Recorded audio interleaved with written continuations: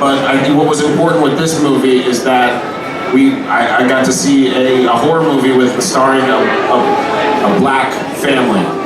And that I could make a movie like that could be a dope horror movie, not be about race, be about something else, and hopefully make some money with it, and once again show what the world has been witnessing for the past few years is that it's a worthy investment artistically and monetarily to see fresh talent, to see stories and perspectives that we haven't been seeing, that we've been deprived of for so many years.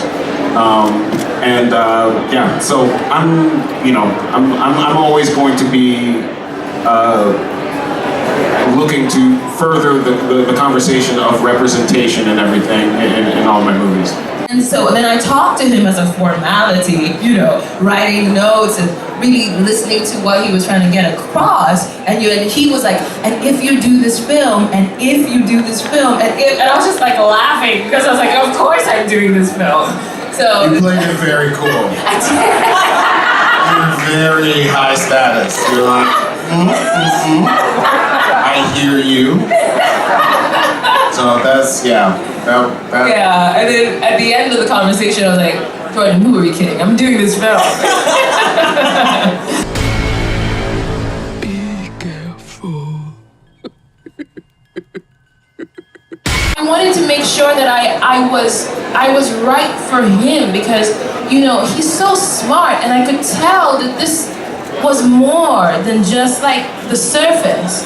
And I wanted to really make sure that I had an instinct for the thing that he wanted to say. So in the conversation, I was auditioning myself for him to see whether the things he said would resonate and like spark my creative juices, and whether I had something to offer. Because I knew, if I'm gonna work with Jordan Peele, I have to have something to offer. There's a family in our driveway.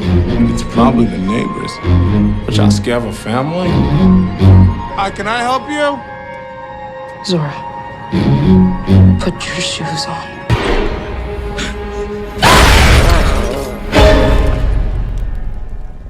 What are you people? It's us. My duty day to day was also to create a comfortable space for Lupita to just excel.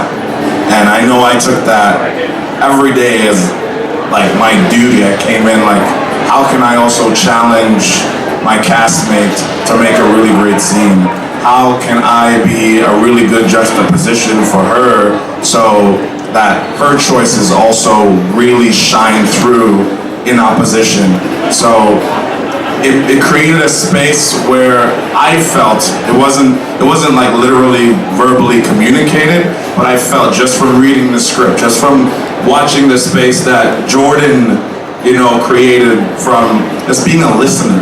He's a man that listens a lot more than he speaks. And when it comes to just being an ally, it is a really great way to just show by example what the work is about. To take the dent out of the bag. That's a classic right there.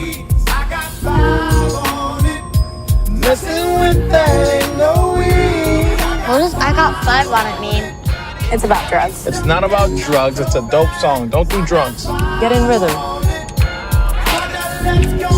You talk about music. I mean, the composer is a man named Michael Abels who did Get Out, and he is just an incredible artist to work with, collaborator. He really, creates this brand new horror landscape with his sound. Now, on top of that, I love the technique of the needle drop. A recognizable song used in a new way to evoke a different feeling than it's supposed to. That's one of my favorite things about horror movies. So, luckily we had a little bit more budget than Get Out, and a little bit more cred. So I was able to get some really special songs for some key moments that, I'm always just trying iconic, iconic, iconic. What can we do to make this scene a little bit more iconic?